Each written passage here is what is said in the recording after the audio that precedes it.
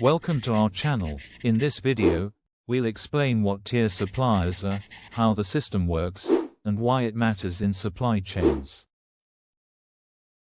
In supply chain management, suppliers are grouped into tiers. Each tier shows how close a supplier is to the final product manufacturer, also called the OEM, or original equipment manufacturer. Tier 0 is the manufacturer itself, also called the OEM. For example, in the automotive industry, brands like Toyota, Volkswagen, or Ford are Tier 0. They assemble the final product and deliver it to the market.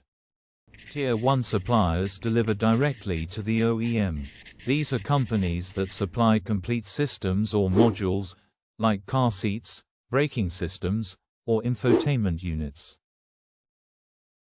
Tier 2 suppliers provide components or services to Tier 1 suppliers. For example, a company producing foam for car seats or wires for electronic systems. Tier 3 suppliers are further back in the chain. They provide raw materials such as plastics, steel or fabrics, which Tier 2 suppliers then process into components.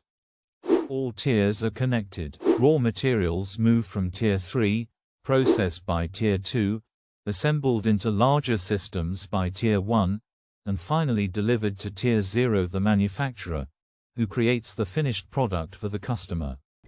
Understanding supplier tiers is important because it helps companies manage risks, ensure quality, and control costs. It also highlights how collaboration across different tiers keeps the supply chain strong and reliable. That's it. Thank you for watching. If you enjoyed this video, don't forget to like, share, and subscribe for more supply chain insights.